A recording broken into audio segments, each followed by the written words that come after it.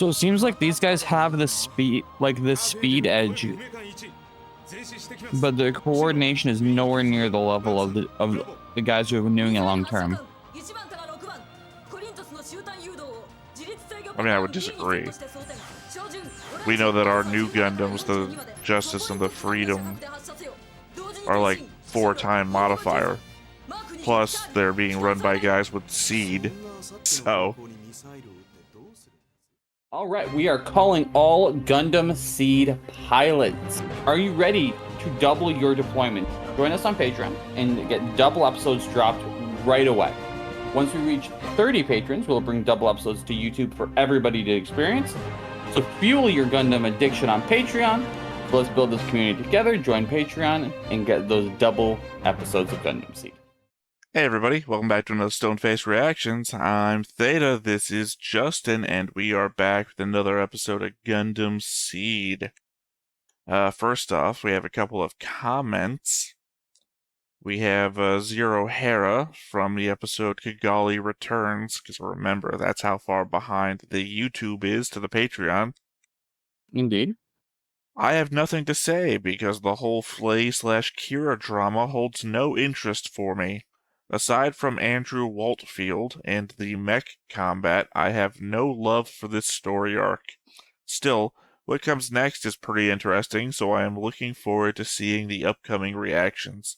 Thanks as always for posting. Agreed. I think that story arc was very much teenage drama. I don't know. Obviously, I'm not a big fan of that particular part of the Flay-Kira arc.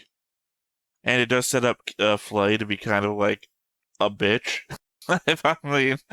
But I don't know. I think the fact of where Flay is now in the story, where she comes from, is what makes her more interesting to me now. Like, oh, I can completely give you that. Yeah, because that part of the story sets her up as like this manipulative. I don't want to keep calling her a bitch, but she's like a manipulative person, very much out for her own means, her own ends rather. And now she's been put into this position after being developed into that kind of person. I'm very much on the Flay storyline now. Like, I want to know what happens to her, where she goes from here. Yeah. Whereas if she had just been that person the entire time, like she didn't make any other developments, I'd be like, I don't fucking care. So they've made her more interesting from that. I agree with that that sentiment if Flay actually fully flips to the bad guys. We'll see. I'm not like I don't have a position of she has to do this or that. It's just I'm Flay is the Schrodinger cat of the story right now. I don't actually have anywhere that I want her to be or want her to do. I'm just interested to know what happens. That's all. The element of the mystery or not knowing what will become of her.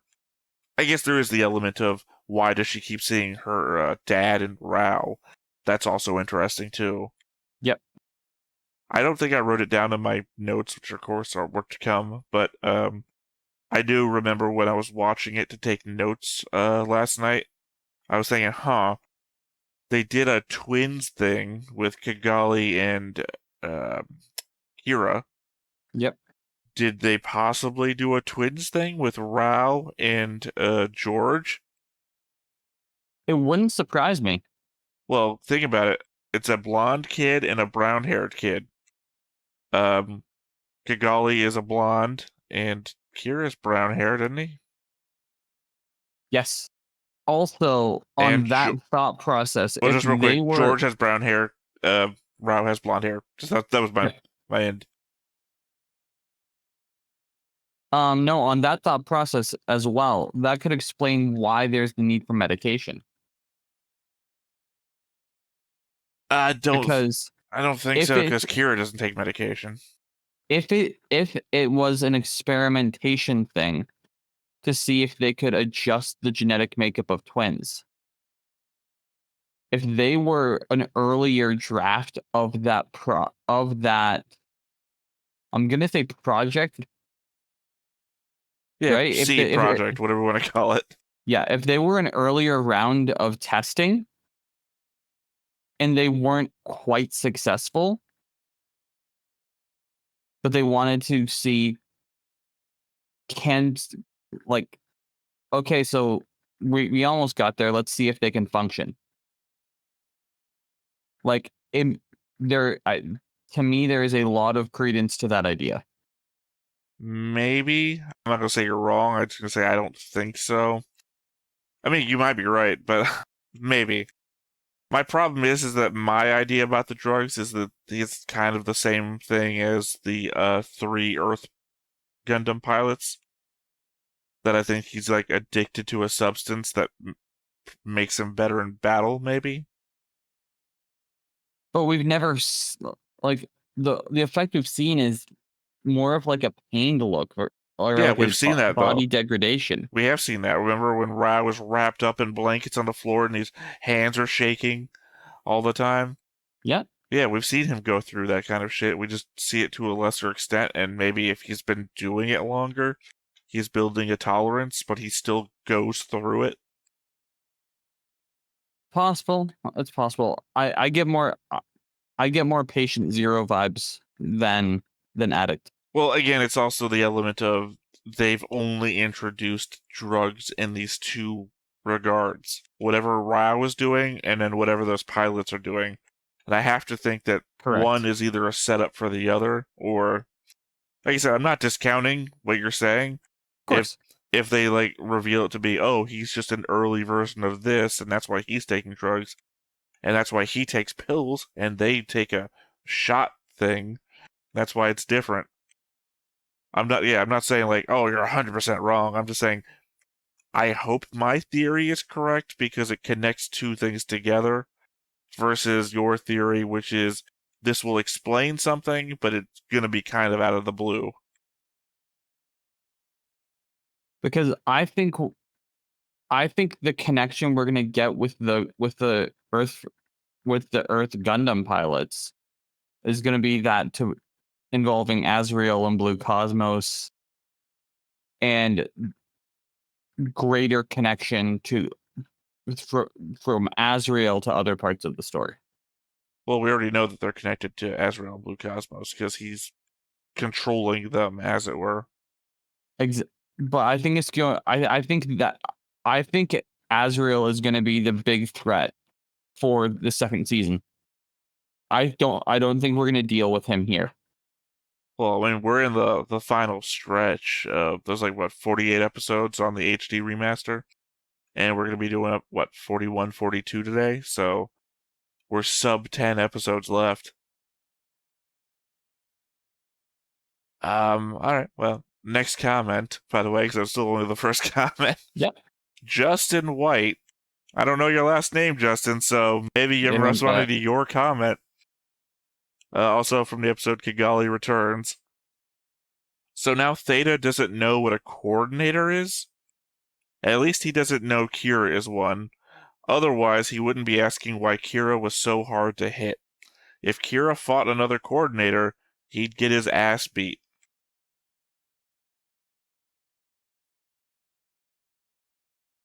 I know you had a direct response to this before when I mentioned it offhand to you. Yes.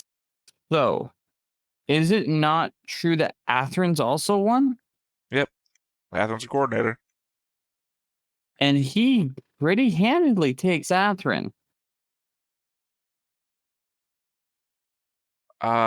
Does he? I remember, like, the first episode, Atherin comes at him with a knife, but they, like, stop before they even fight. Okay, so if it's outside of a Gundam, maybe. The moment you put them in a machine, Kira, like, Atherin has to go to length to stop Kira.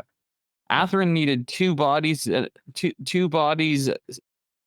to seed and an explosion. I think they're talking about person to person.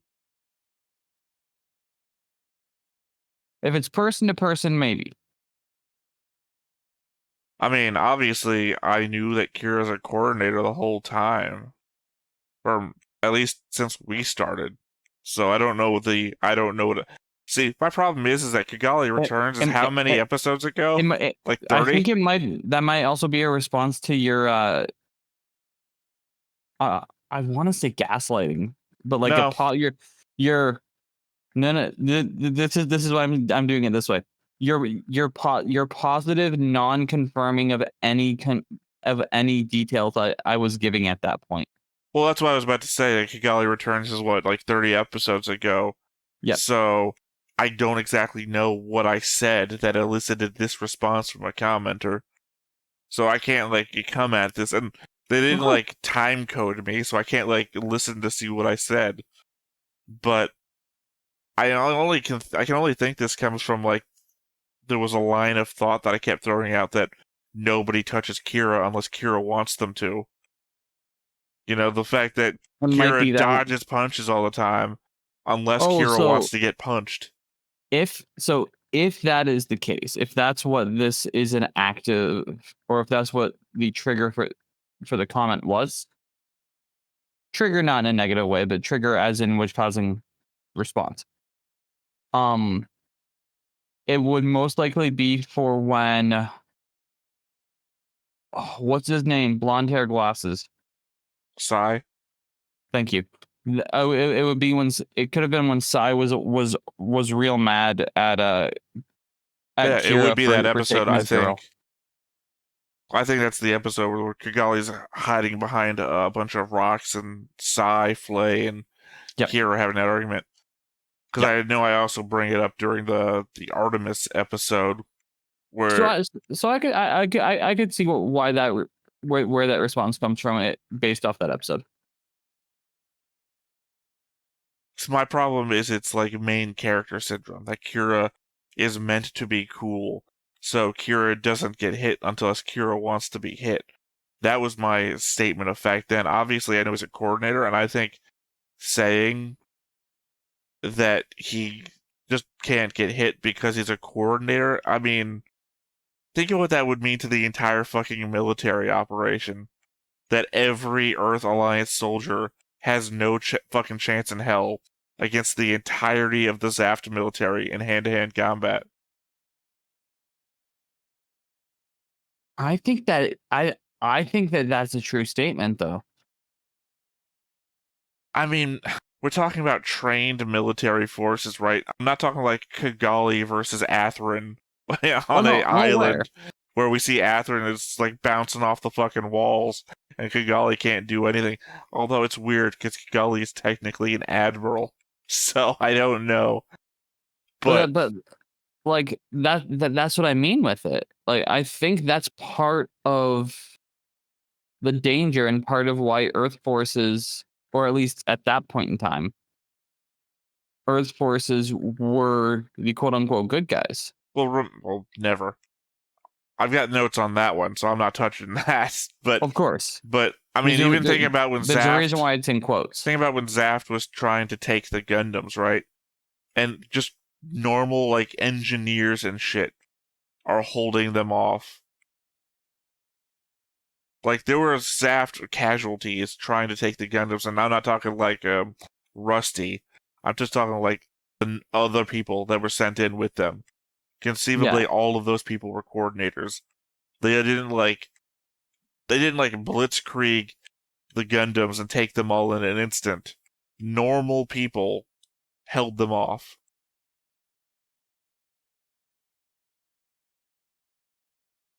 So yeah, I don't know. The idea that obviously coordinators are better than people, right? But it's like there's random chance. It's always got a finger in play here that you're just gonna fuck something up and a normal person could take that opportunity to win. Just being better doesn't mean that you win 100% of the time. I don't even know if I'd put them at better. I would put them as specialized. Well, no. Remember, they have literally it's Flay's argument. They can hear through the walls. They can run faster. They're basically Ubermensch. They're Supermen. They're not Superman. They're Supermen, though. But I think that's also their downfall. Like, Hubris. That's their downfall. not hubris. Because hubris would be a mentality thing. But I think what it is, it's the idea. For example, Kira sucks at dealing with people. But I don't think that's on him.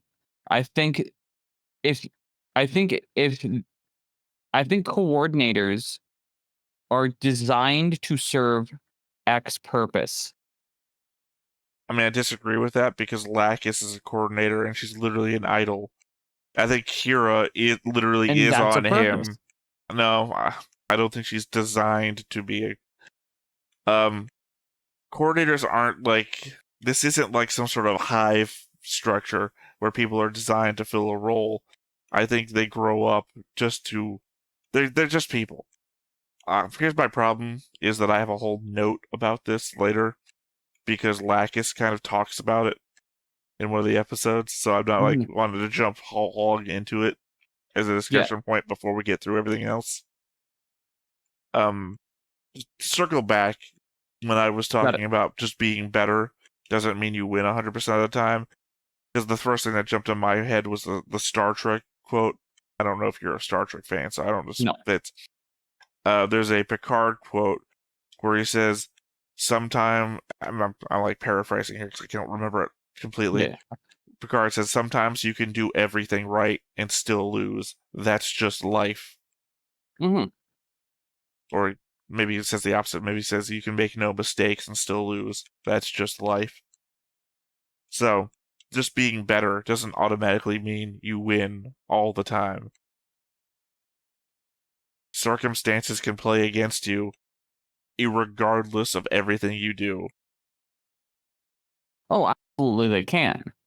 I just think I have until given greater explanation, there's got to be a reason why coordinators haven't entirely taken over, and I think it's to do with the fact of the flaw that comes along with it. And I think that flaw is that you have it's like, well, I look at it like min-maxing a character in an RPG.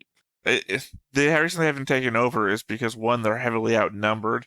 Two, the side that outnumbers them is the side that wants them to be subservient and then try to force that issue. Did you ever watch the Animatrix? No. Oh, damn it! I don't know what my references are. The Animatrix has a segment called Unimatrix. I don't know. It's Unimatrix 01. It's Matrix 1. It's basically the first intelligent robots. And it's basically kind of literally the same thing as coordinators. Robots are made to serve, and they start like destroying them in the streets, and they won't give them human rights, despite the fact that they're very clearly alive and human, and they make their own city, and they like go to the United Nations, like give us representation, and they fucking destroy them there too. It's basically the lead up to the world that is the Matrix. How did we get to this war with the machines? Got it.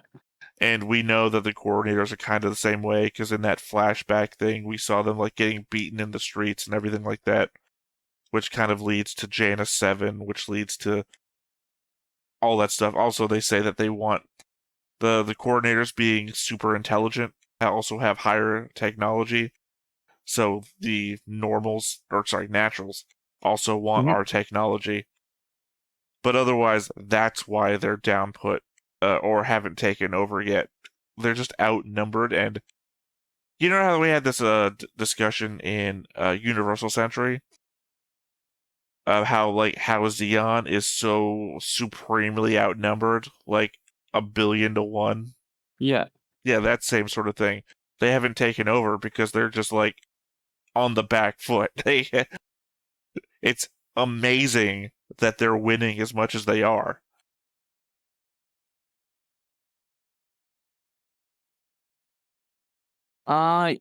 Yeah, I get it, but I think with explanation of truly what coordinators are, it will be a more understood idea. Well, I guess my last thing there before we go and say recap is, I think we've gotten the explanation as much as we're going to get.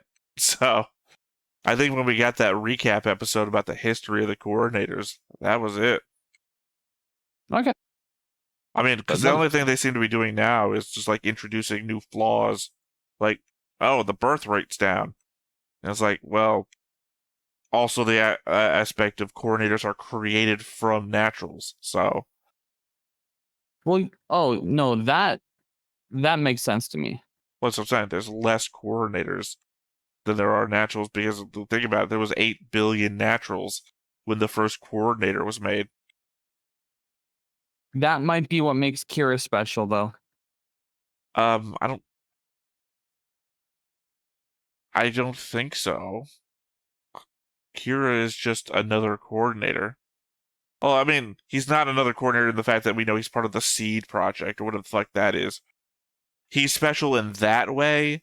Otherwise, as far as I can tell, his birth or creation is just the same as every other. I'm not talking about his birth or creation. I'm talking about the actual SEED part of it. I think the SEED project might have been experimentation to try and make coordinators that aren't affected by like the birth rate decay thing. So you don't think that's a bit on the nose? Literally, I think it is, but I think it is, but at the same time, there's nothing wrong with on the nose storytelling. Also, why would it be called SEED if it was about fixing the birth rate thing? And then showing us the SEED in combat all the time.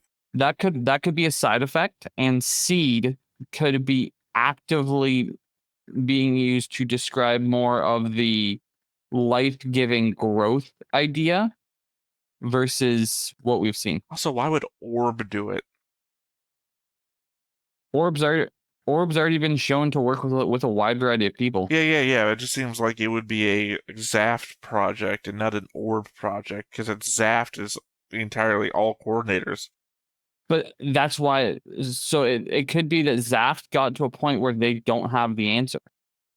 They have tried, and they had to be like, well, it looks like looks like it's time for us to give our research to somebody else to see if they can figure it out.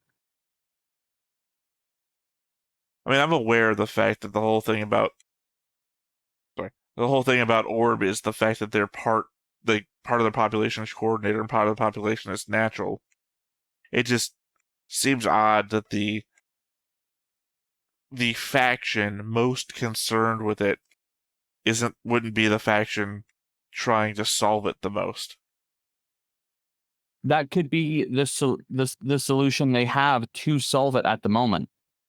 It's very similar to parents trying to help kids with homework and being like, I don't get that. I never learned that. Hold on.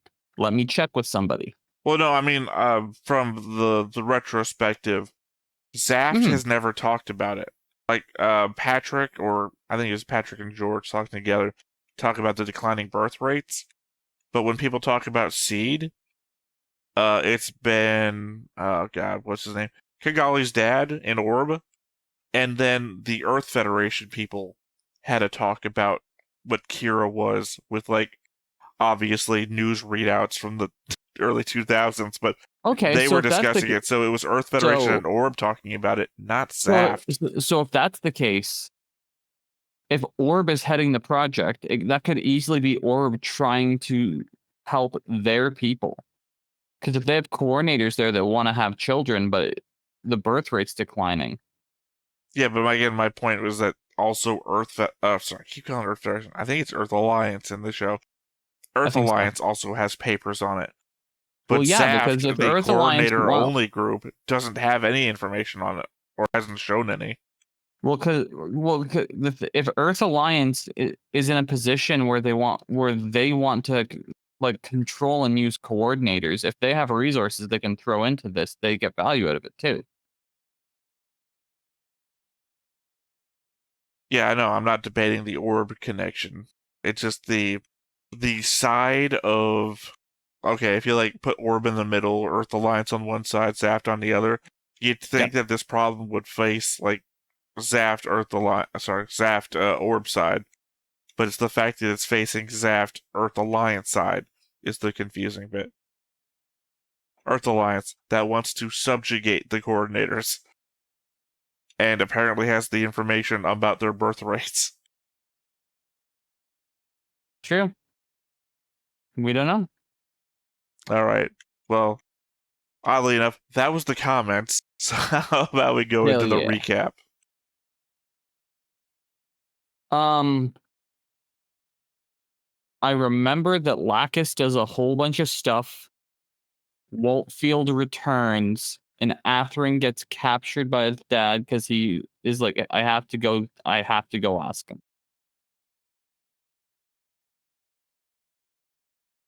That's it. Okay.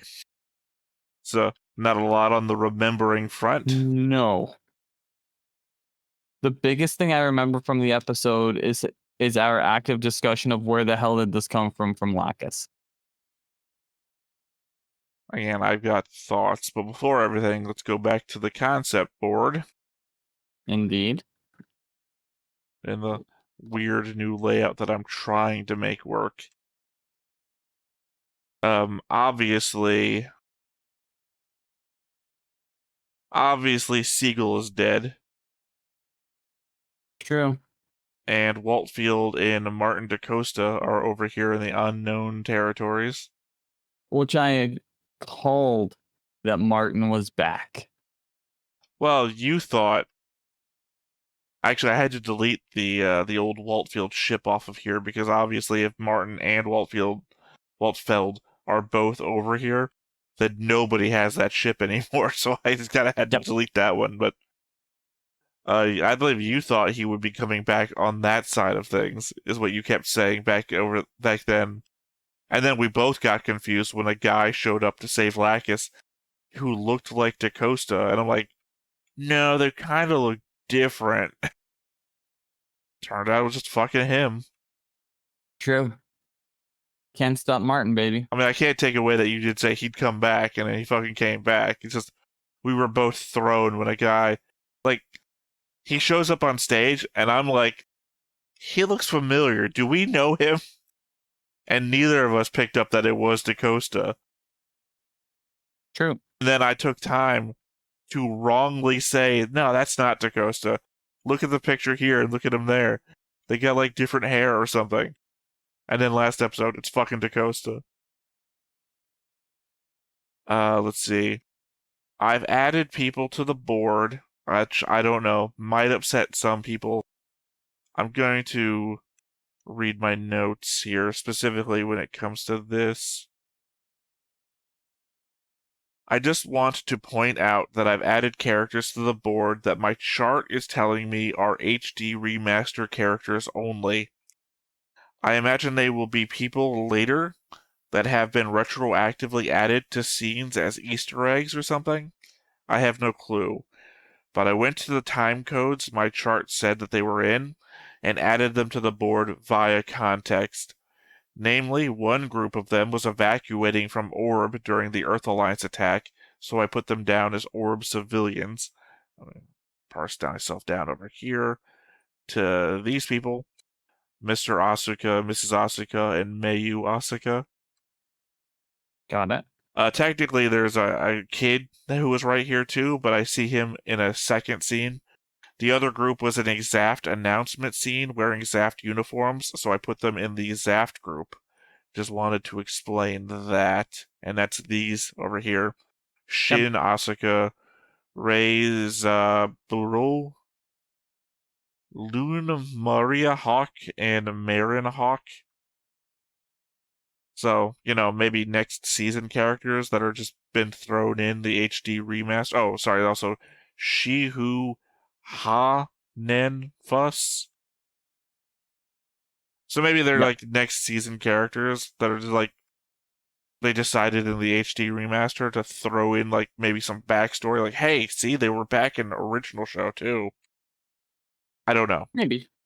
But yeah, like I said, context, the Asukas were evacuating from Orb, but then Shin is shown at some, like, Zaft Academy listening to Patrick giving a speech, along with these people who are also wearing Zaft uniforms.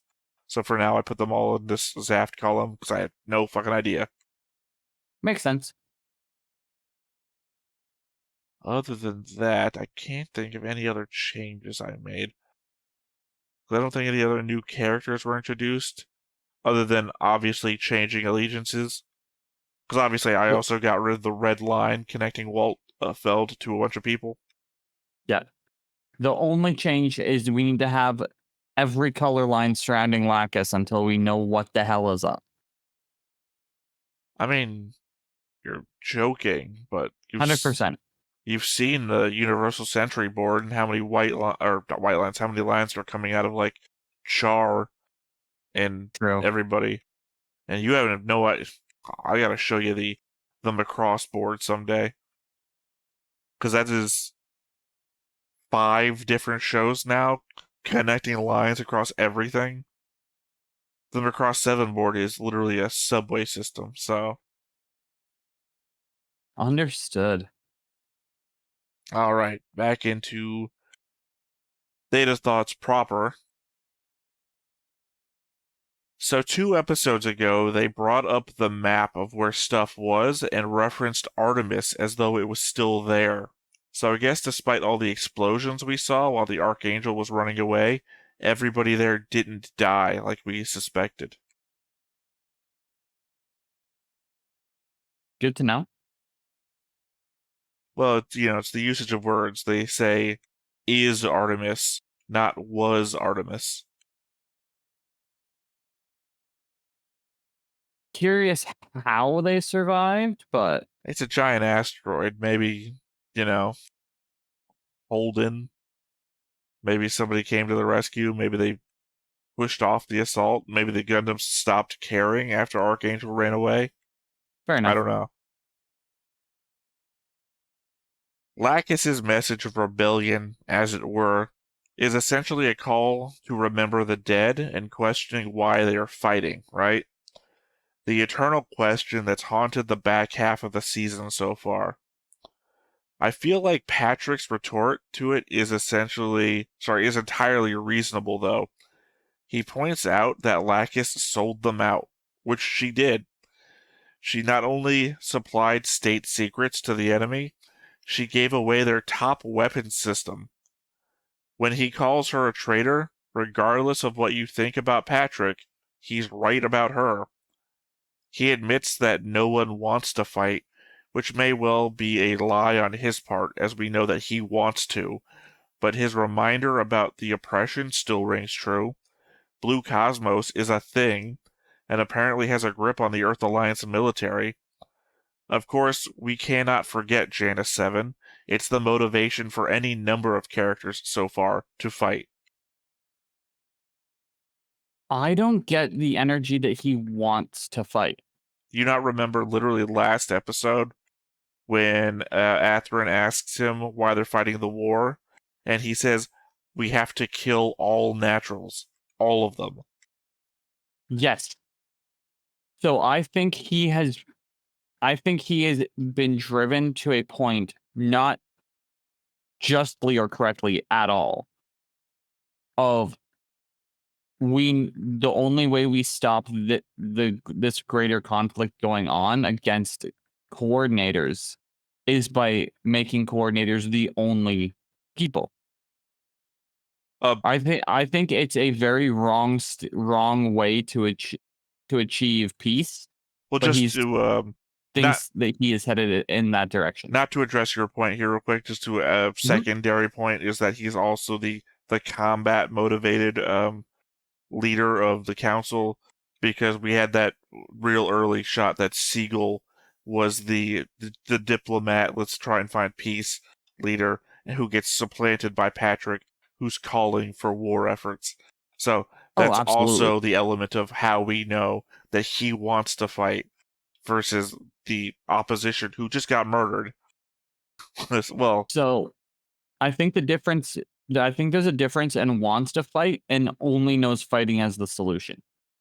Well, again, he was calling for the fighting, so that's why I'm calling him that he wants to fight. That's the only solution that he knows. I don't think it's a I want to do.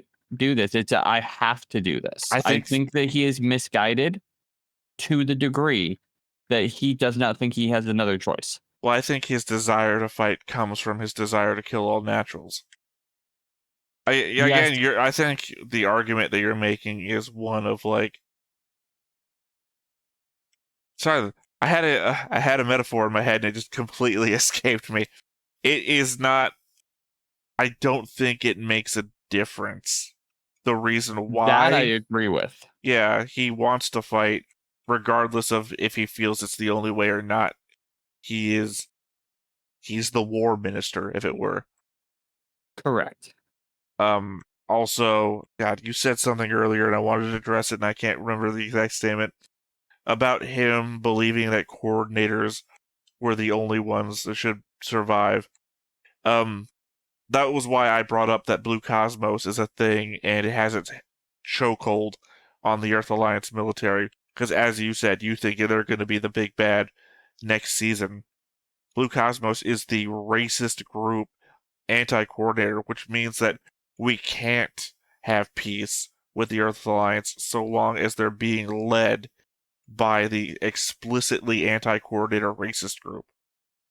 I did not say I think Blue Cosmos is going to be the villain. Well, you said Blue Cosmos in the vein. Yeah, well, he is the leader of Blue Cosmos. Correct.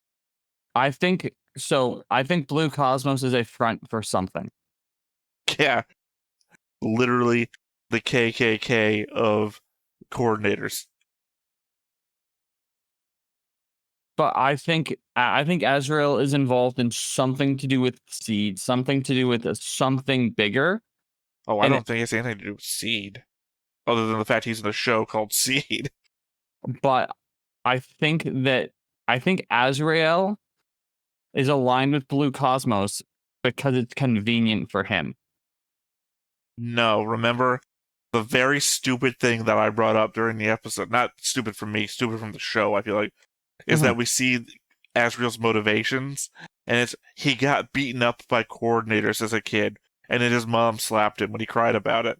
And it's like, this is dumb. This is dumb motivation. I feel like you're trying to make him more important than he actually is, or rather, you're trying to make him have more character, and he feels like dumb racist guy is what he is. And I hope that's all he is, because I just want him to, like, burn, I guess? Okay. Well, he's torturing 3 guys with drugs, and then, like, they're gonna feel the pain until they get back in those cockpits and fly. You know, it's just, he is, like, the epitome of, he is Patrick on the Earth Alliance side, right? Unfortunately, after saying that, obviously I have sided with Patrick, and you've had yourself drawn as Patrick, so I guess you're no better boat, but yeah. He is the Patrick of the Earth Alliance, where Patrick goes on about how coordinators are the best, and at least Patrick has the segment of, they've tried to put us down, they tried to kill us, they bombed our civilian centers, whatnot. At least he has that to at least lean back into. Azrael is just like, commitment. Well, yeah, Azrael is just like, they're subservient, they need to get back in their place. He is Patrick, but his argument doesn't have any moral high ground to it. I see it. So unfortunately, my next topic is, so the argument of whether coordinators are another species. Lacus says no. Patrick says yes. I have to side with Patrick on this one. Coordinators are genetically engineered to be better. They are faster, stronger, smarter. I have to believe that the taxonomy of the genus and species for naturals would still be Homo sapiens, but coordinators would still be of the genus Homo, but literally have a different species name. I would normally try and give Lacus some slack and say that she is just arguing that we are one people, but she pulls out declining birth rates as evidence of not being a superior species, which is entering into the genetics argument and not one based on culture.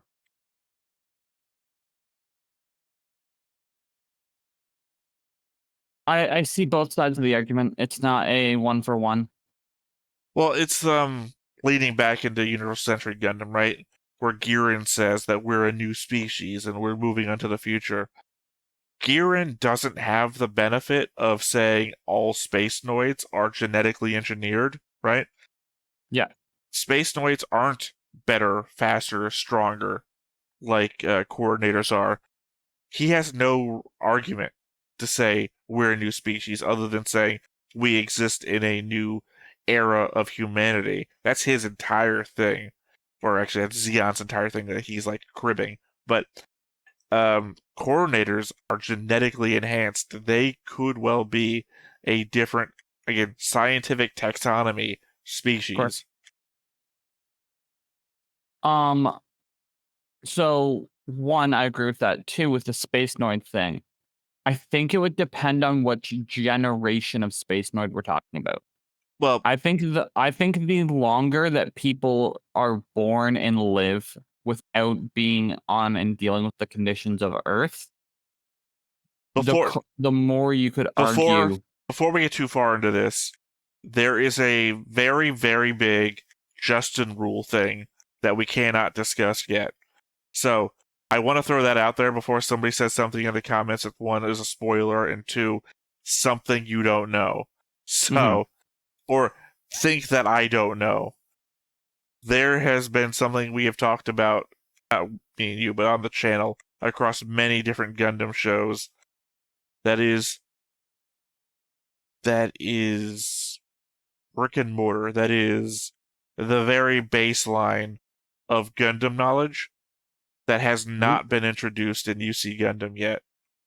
So it's something the writer of the show, the original writer, still writes about today in the real world. So got it. There's an element there that can't be discussed, but I just want to point out that to what we know now, in the non-Justin Rule territory, Giran doesn't have a leg to stand on. At least Giran can't get into a debate with Patrick, let's say. I mean, obviously, different universes, they couldn't, but just I want to throw that out there before you make a bunch of statements and it gets well past the point where somebody's going to be able to remember that I said, wait, this other thing, though.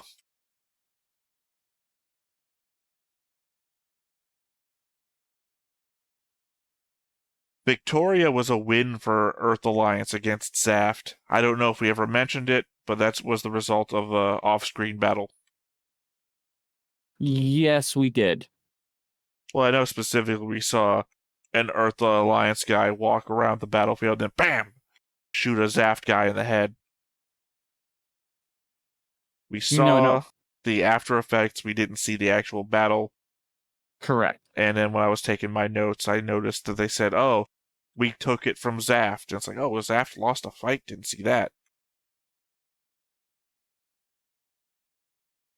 Which is kind of crazy because when, like, we were only getting fleeting wins the moment, like, from the beginning.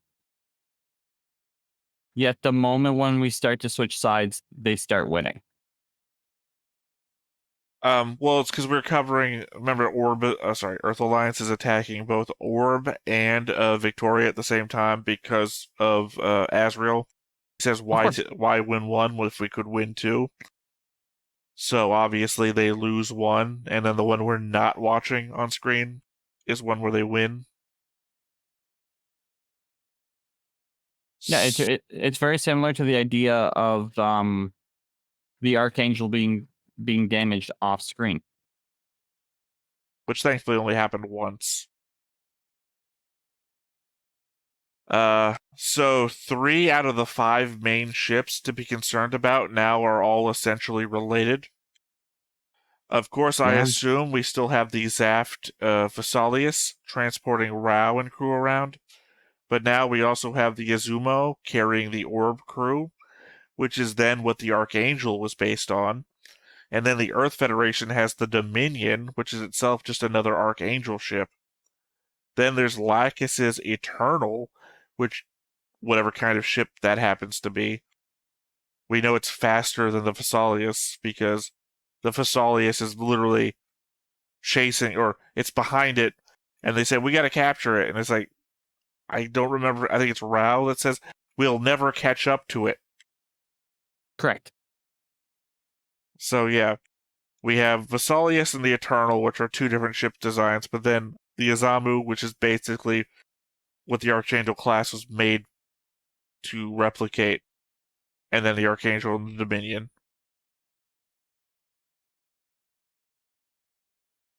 Indeed. Waltfeld says that he will give every effort to repay Patrick for giving him another chance at life. So the assumption has to be that Patrick made extreme measures to get Waltfeld rescued from the site of his apparent death. The fact that he then goes on to be the captain of the ship Lacus is on is either a long-term ploy by him to infiltrate the group we are only just now discovering, or he's playing Patrick to an unseen end.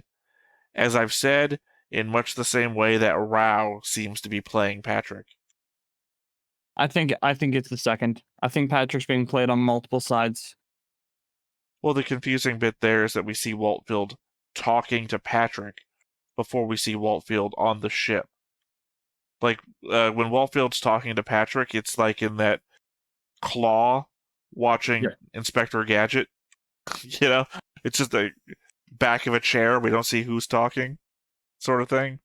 Mm-hmm. And then later we see, oh, Waltfeld's alive and he's on the ship. So the setup for helping Patrick is done before we even know who he is. Yeah, I just think it makes more narrative sense. That's really the only thing that gets me. It's definitely still just a mystery. Agreed. Speaking of Rao, we saw him in his civilian clothes getting past another data disk, and when he checks it, it contains information on the two Gundams that Zaft made. Again, I would have assumed at his rank, he'd have had the clearance to get that information on his own. The fact that he's always on the receiving end of these disks, and we never see him handing them off to anyone else, is the confusing part for me. Oh, that's easy. He doesn't want it to be known that he's getting the information. Right, but it's still confusing to me. If he is pulling strings in the background to set up something bigger than he currently is, that is 100% a ploy to continue doing that while evading detection. Because especially with the high certain tensions of the Lacus situation, if they catch somebody else doing some shady stuff, that person's done for. I think from my thought process there is that it would make more sense if he was like middlemaning something. That if he was receiving data disks and then passing them along.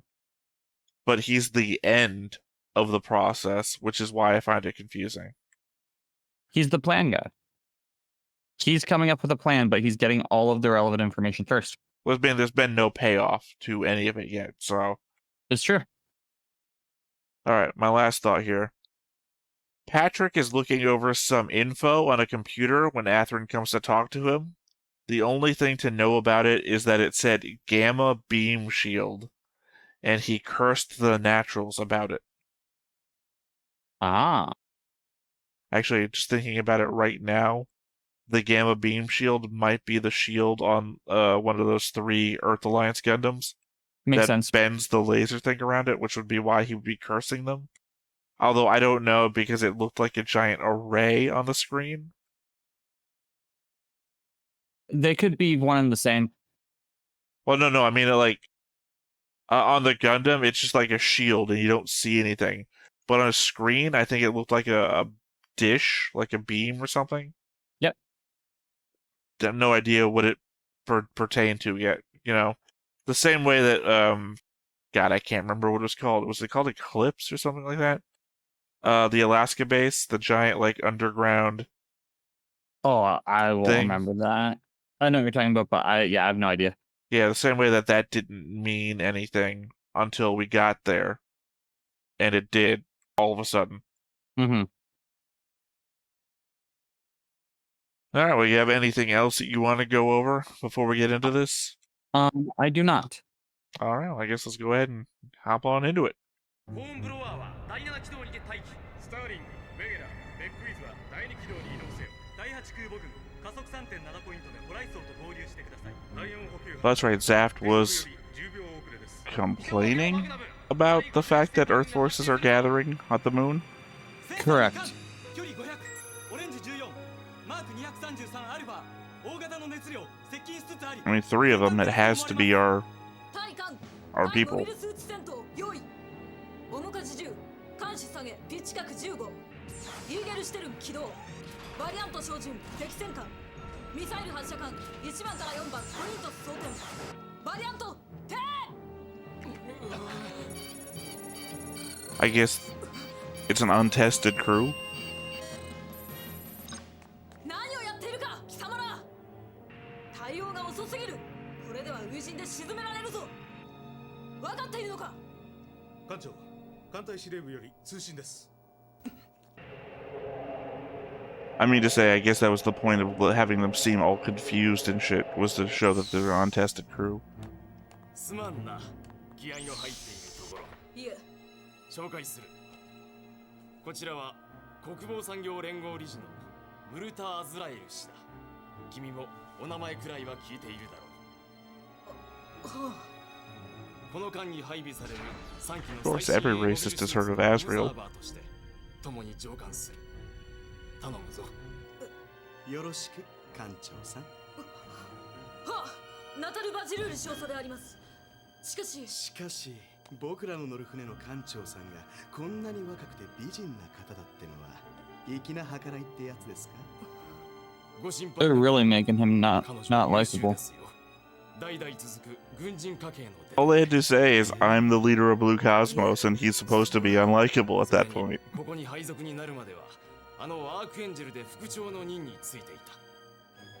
At that point, his title was like, I'm the Grand Wizard.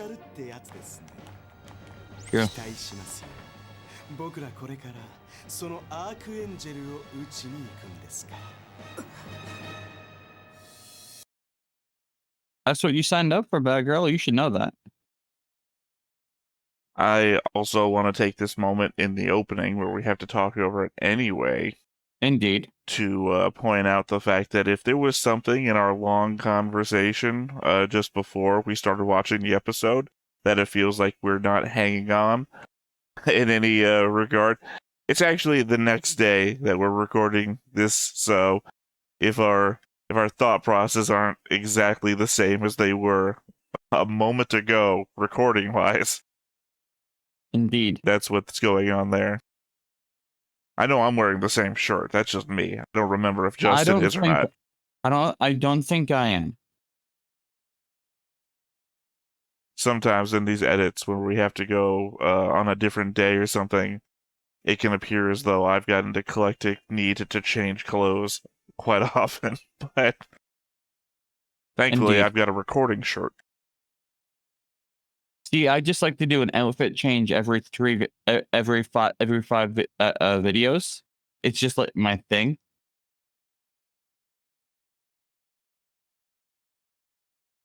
But yeah, no, actually, I did not think that that was a simulation, just because of the fact that they showed 3 lines, and we've already covered the fact that our new little group has 3 ships. It's a bit apropos, especially with the fact that they, the Earth Alliance side, doesn't know that the Lacus ship is part of the fleet now. Yeah.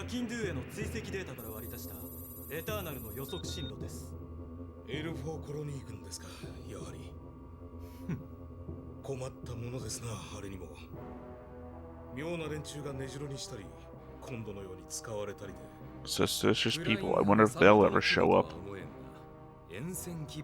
Yeah, they're right there. 軍内部もだいぶ切り崩されていたようだ。何が出るやらだな。バルトフェルド隊長には私もお会いしたことがありますが、よもや彼がとは。口のうまい陽気な男さ。ザラ議長もまんまとそれに一杯食わされたのだろう。 To be fair, though, Walfield's expertise was in the desert in a gravity well. Yes. 物事はそうそう頭の中で引いた図面通りにはいかぬものさ。ましてや人が胸の内に秘めた思惑など容易にわかるものではない。イザーク、今度出会えばアスランは敵だぞ。撃てるかな？無論です。裏切り者など。 That's it. He's the boy. I don't know. He's been having regrets lately, so 疲れてるんですね。私とて生身の人間さ。戦場から戦場へ、ずっとそんな暮らしだ。軍人なのだからと言われてしまえばそれまでだが、我らとて何も初めから軍人だったわけではない。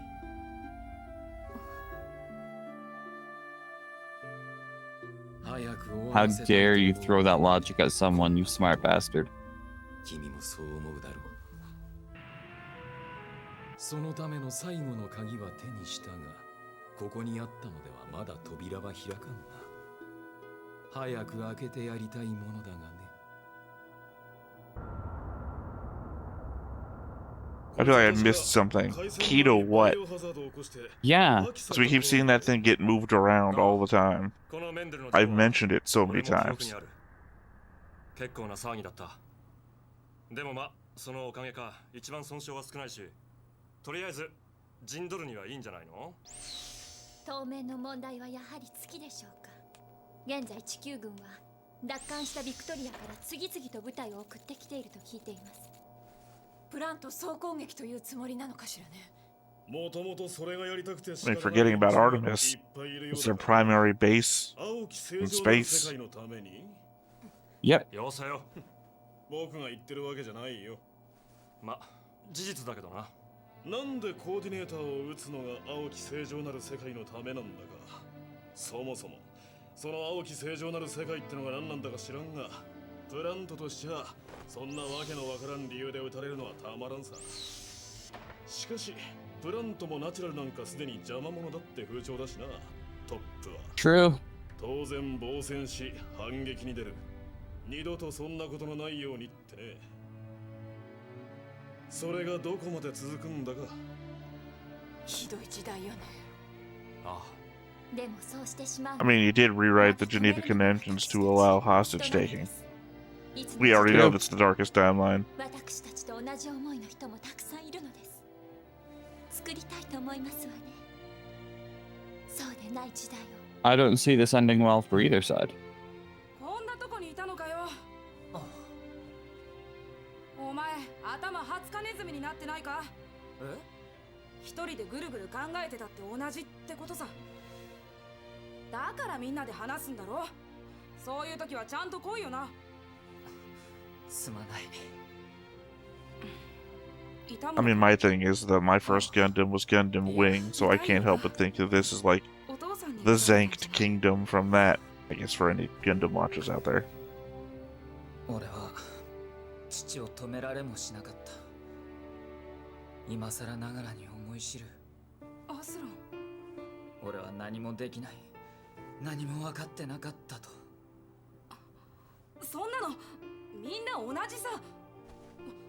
分かった気になってる方がおかしい。係。お父さんのことだって諦めるのは早いさ。まだこれからちゃんと話できるか The もしれない bold じゃないか。 take. I feel like she's smiling and crying at the same time, which, you know, obviously my dad's dead, but your dad's still alive, so you still have a chance. だからこんなとこで一人でうじうじしてないで。ごめん。ごめんって。お前。 And Shank. だからごめん。 No, it's the same thing she did to Kira back when they were on the フロトブエル。 water, remember? 強化インプラントステージ3。X370 の生体 CPU。個人データはすべて。 What? They're オル cyborgs? ガサブナック。Oh, I can't wait to pause on that and find out that it's another news article. やはり個人データはなしか。シャニアンドラス。 It is, I can see it right there. The thing is fucking talking about AIDS again for some reason. 個人データなし。3人ともパイロットではなく装備なのか。Gundam seed never change. しかし、あとどのくらいですかね。 So they're not human? They seem to be cyborgs, or at least し bio. かし自分は They're 賛成しかねますが oh, how do I think this? 何の根拠もなく They're a L4 へ new 向かう breed of という coordinator 僕の情報は確かです invented by an anti-coordinator racist. 別に It's very 何もない confusing. わけじゃない。 Okay. しかし At least that's how I'm reading it. 情報など罠かもしれませんフリーダム・ジャスティス。それが例の2機のコードネーム。そいつ絡みでナスカ級が3隻 L4 へ向かっているって言うんです。本当だったらおしまいでしょ。だから行くんですよ。あのね、いいですか。あなたは確かにこの船を指揮する艦長さんなのかもしれないけどね、その上にはもっとこの戦争全体を見ながら考えたり指揮したりする人間がいるんですよ。 Oh, I can't wait for the day that bad girl shoots this man in the head. そこんとこ忘れないでほしいもんですけどね。 I already picture how he looks like floating in zero gravity with a bullet hole with blood coming out of it. I know it's not the message of the show, but then again, I don't think we're gonna achieve peace with a racist leader. 弾薬や物資は突っ込めるだけ持ってきてはある。その後の補給ルートもプラントに残ってる連中がどうにかつなげてくれる手はずになってるからな。艦の最終調整はあとどのくらいかかりますか。そうなるべく急いでくださいね。 That's such a strange uniform or outfit to be wearing at the head of a ship. すごいもんだね。 I think she's just wearing whatever, you know, そんなことは私たちがやります。 sorry, the word's not coming to me. これも訓練の一つでね。君たちだって宇宙でのシミュレーション Performative outfits that she had as an idol. でかいかをさしとけるかってね。 That is very clearly the case, but it's still strange to see on the ship. She looks more like a cultural ambassador from Star Wars. わかりました。 What it looks like is actually she's wearing one of her performative outfits, and then she's like wearing an actual uniform, a coat over top of it. Uh-huh. どうやら我々の方が早かったようですね。これはラッキー。さあ、じゃあ始めてください。船は沈めちゃって構いません。僕が欲しいのは例の2機のモビルスーツなんで。こっちも発進準備だ。今日こそちゃんと仕事をさせないと。本艦はこれより戦闘を開始する。イーゲルシュテルン、バリアント起動、ミサイル発射管、全門スレッジハマー装填。 Except that we know that this crew sucks. Yep. 目標、アークエンジェル級1番艦。 I don't know why they wouldn't shoot why they would shoot sledgehammers and not missiles. Actually, I think what you're joking about is a beam weapon. It is. I'm pretty sure. 総員第一戦闘配備。総員第一戦闘配備。繰り返す。総員第一戦闘配備。アスだ。ああ。 I have no idea how Batgirl even thinks she could win, though, even if it was just the one ship.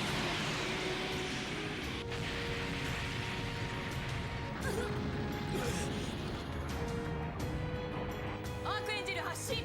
港の外へ出る。ラミアス艦長、草薙の状況。出られる。大丈夫だ。エターナルはまだ最終調整が完了してい I ない。 agree, because it's never been shown that there's specific weak points on the Archangel. Well, no, I mean, they've got what? There's 3 new Gundams and then like a horde of the new Earth Alliance Gundams. These guys have the 2 new Gundams, Buster and Strike, so they are outnumbered in Gundams, and never has the normal run-of-the-mill mobile suits mattered either. Sorry, I think I maybe said Earth. 宇宙戦闘艦ドミニオン。アークエンジェル聞こえるか。本艦は反乱艦である機関に対し即時の無条件降伏を要求する。当たる。バジルール注意。この命令に従わない場合は機関を撃破する。艦長、敵艦の光学映像です。アークエンジェル。同型艦か。お久しぶりです、ラミアス艦長。ええ、このような形でお会いすることになって。 And this really is a Red October moment. そうね。 Yep. アラスカでのことは自分も聞いています。ですが、どうかこのまま降伏し、軍上層部ともう一度話を。私も及ばずながら弁護いたします。本艦の性能はよくご存知のはずです。ナタル、ありがとう。でもそれはできないわ。アラスカのことだけではないの。私たちは地球軍そのものに対して疑念があるのよ。よって降伏、副隊はありません。ラミアス艦長。Also, what they fucking did to Orb. 艦長さん。言ってわかればこの世に争いなんてなくなります。わからないから敵になるんでしょ。 Fair enough, you racist asshole. アズラエル理事。カラミティフォビドゥンレイダー発進です。不沈艦アークエンジェル、今日こそ沈めて差し上げる。アズラエルって。ブルーコスモスの名手だ。進路クリア。131発進よろし。ドミニオンよりモビルスーツ発進しました。キラ君、ムー了解。出撃します。 All right. Insert return to fun space battles. I got real confused for a second because she called him Moo, which is technically his first name, but I've never heard it referred to that before. Moo LaFlaga? I've called him LaFlaga all this time, so it's very confusing.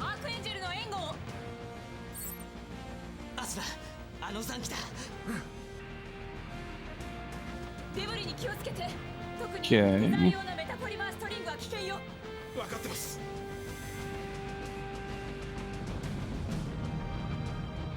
出航後最大戦速。アークエンジェルの左舷につく。ならいくぜ。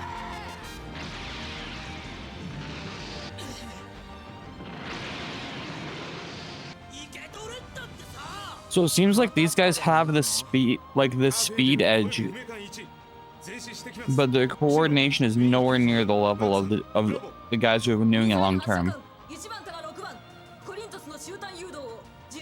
I mean, I would disagree. We know that our new Gundams, the Justice and the Freedom, are like 4-time modifier. Plus, they're being run by guys with seed. So.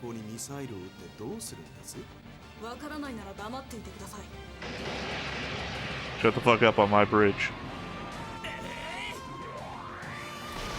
Mm-hmm. And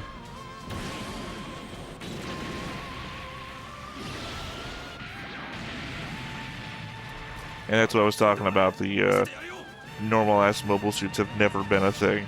Or been a problem.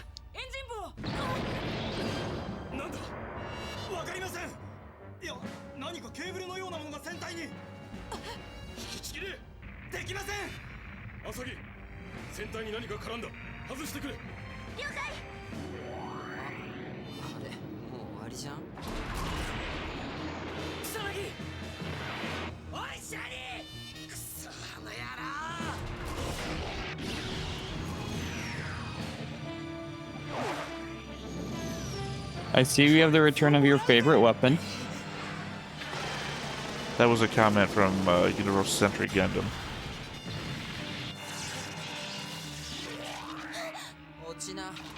What, you mean the lightsaber? No, the ball and chain. I know, I'm just pointing out there's a lightsaber.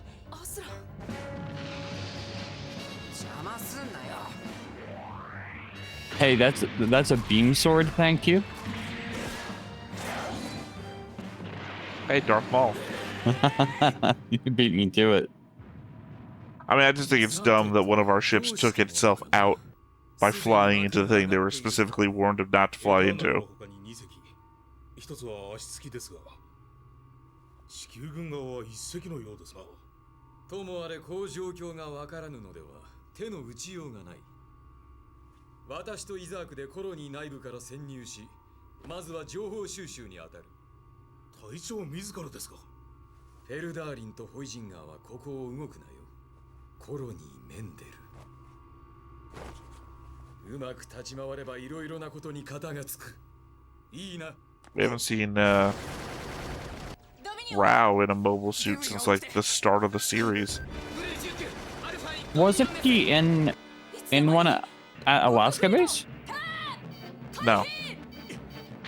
Remember, he was in Alaska base on foot. Okay, I swear I remember him being in one at Alaska base. ダークエンジェル。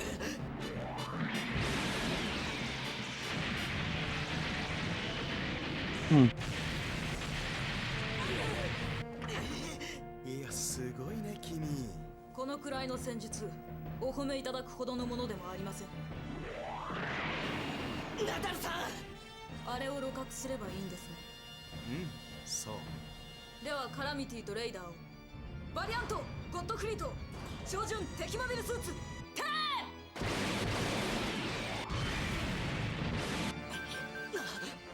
I don't know what I'm anticipating here, because either she's like full-on loyal to Earth Alliance, or she's planning something. いいかなイザーク。 Yeah.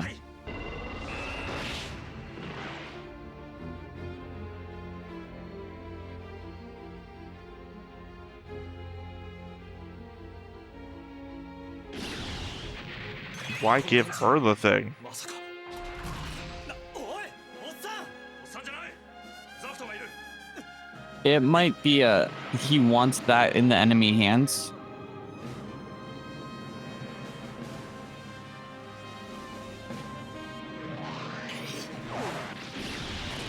Right, but she's got no means to get off the ship. キラ君、スレッジハマー、照準敵モビルスーツ。テー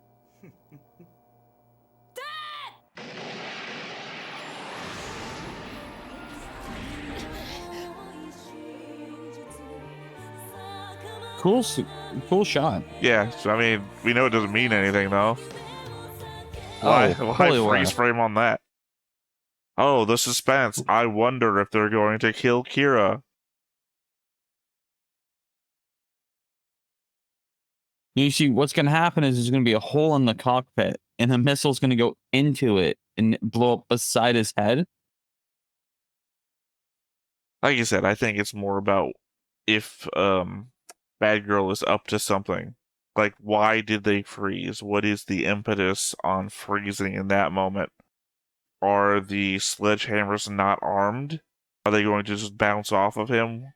I did bring up Red October, so like my first thought is that scene in Red October where Ramius accelerates into the torpedo, so Yep. he hits it before it can arm.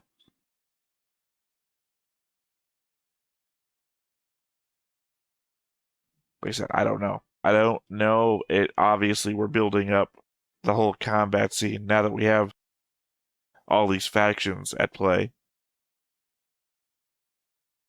Mm-hmm.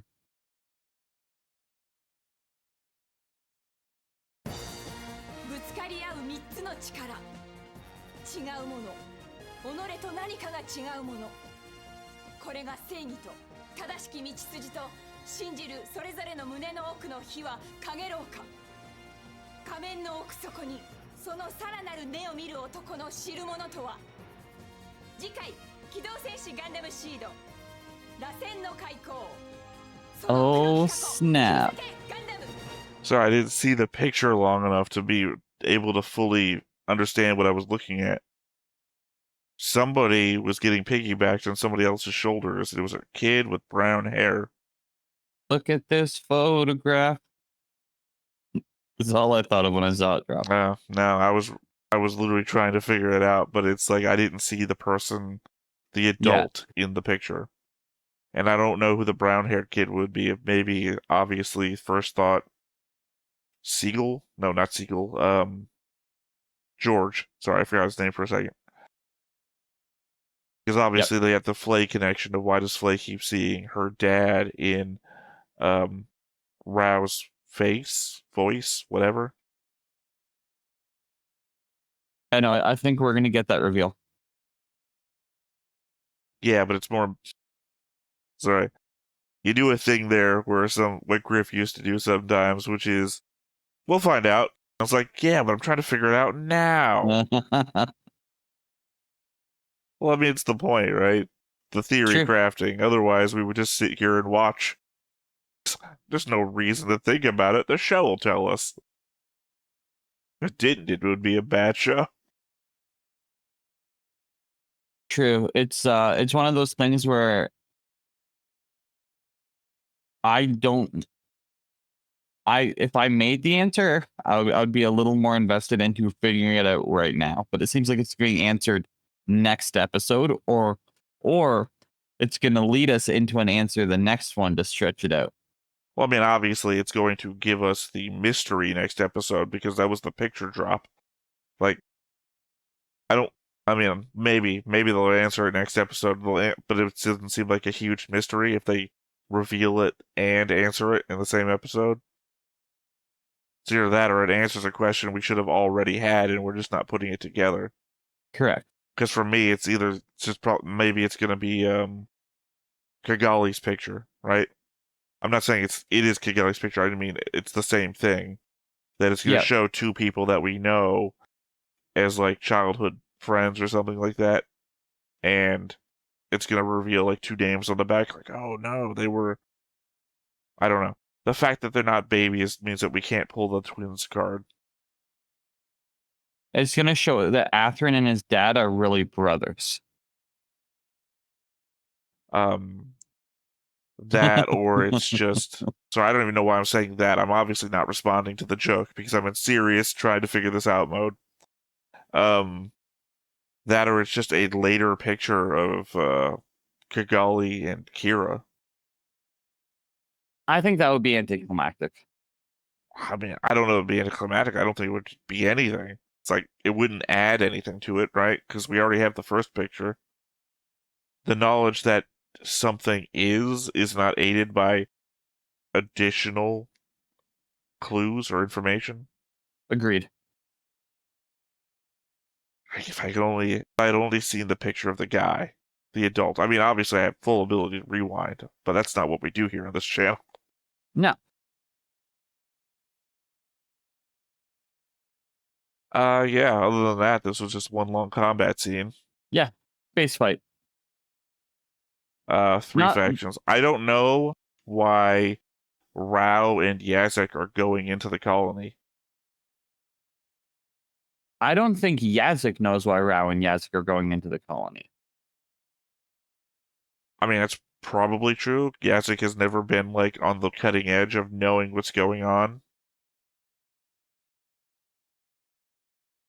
I just mean, I don't know that we've ever been told why anybody would go into the colony. I mean, other than obviously the people who are like squatting there, or our main 3-ship crew who has to like refugee here. And he didn't bring the disc with him, so obviously it's not like for an information trade-off. I think the disc is something he wants in enemy hands. I think he does not trust that Flay is is actually there to stay. I think he thinks I think he has set it up to in this moment, if she tries to escape, she will be conveniently lucky and get out. That seems like a hard play for Flay.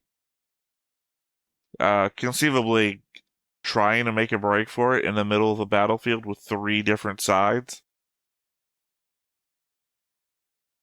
I mean, on one hand, I could see, yeah, that's your perfect chance to escape to whatever side you want to, assuming they let you. At the same time, think back to when your father died, where Yazek just shot a random transport in the middle of space. Also, Yazek's here. Enough. Seems like a massive risk. I mean, also the element that Flay seems to be like cowtailed in this moment. Like, she is. I don't know, the word submissive is coming into my head, but She's not the girl who has a gun and wants to shoot her coordinator in the face. Yeah. That, and she's only staying because the threat is I'll kill you anyway. I believe. I believe that's still a threat that's hanging over her head. Because you remember the original capture was she gets the gun. He says, if you shoot me, guards will be in here to kill you faster than you can do anything else. Oh, okay. I see what you're saying. I see what you're saying. I don't know if that's the only reason why she's staying, but only because I get to me, the scenes between them feel like they're playing house. What's the dad thing, I feel like? I think she's trying to connect to somebody. And she's just real bad at picking people. Well, I mean, obviously she's trying to connect to somebody for the whole Kira thing, I felt like, was that. Yes. And then when Kira's gone, it's Sai, and et cetera, et cetera. But I mean, I think it was just last episode, she sat down next to Rao and had like a vision of her dad again. Yep. I have to think it's that, because her dad dying was the motivating factor that caused her to then go after Kira. So, I don't know. It is weird. It is weird, and that's what makes it interesting. I think she's gonna make like a I think she might make a physical move on him. Not like aggressively to hurt him. Well, then I think you need to explain that for her. I think she might go after our boy in the mask. No, I understood that part. You haven't defined what you mean by physically go after him. Other than Like, it's not aggressively. Like try and kiss him. Okay. I think she's developing like a weird, like you are the next closest person I need to form this physical connection. I was worried that's the way you were going. I heavily disagree. I'm just going off of what we've seen her do. No, I understand exactly where you're coming from. It's just from my perspective, it's like a daddy thing, and not like what you're not what you're talking about though. I'm talking about the whole she sees her dad in him. Yes, it's a father thing. Yeah, so it's like, I mean, sorry. In the back of my head, I keep thinking she's a daddy's girl, that sort of thing, and she is. So when I say daddy, I mean it from that respect, not from... Yeah. So I think it would be exceedingly weird and off-putting if she did that. But then again, it is Flay's character to be exceedingly weird and off-putting. So I agree with that statement, but I think this is going to put Rao? I don't know why I forgot that for a second. I typically mix it up because Rao and La Flaga have weird names, and they both kind of have that little la thing in the middle. But I think this is gonna be a moment that shows that Rao is not this creepy predator type guy. But this is gonna I think that I could see them reinforcing the calculated nature of Rao, where he's like, no. Has he been coming off as a creepy predator type guy to you this whole time? Not the whole time, but when and the scenes of him keeping Flay close, I think they can use this as something to show Rao's character. Okay, I was going to say, I haven't been thinking of him as a creepy predator type. I've just been thinking of him as somebody who's been keeping a hostage. Granted, that's not great either, but I don't know. Like you said, I've got this weird father-daughter thing coming off on those two. So I think that I'm the weird guy keeping an underage girl in my bedroom kind of thing. So that's what I've been getting from him. But the way that she's, again, she puts herself weirdly close to people, and she looks for someone who can protect her. I mean, she does. I wouldn't say that's what I think she's doing here, though, because she does that when she's in control herself. And she's very much felt like out of control here. That's why I say when I say the submissive thing, she's constantly keeping like her head down and She seems afraid all the time.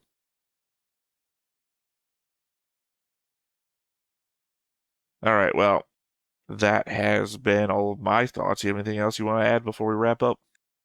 I do not.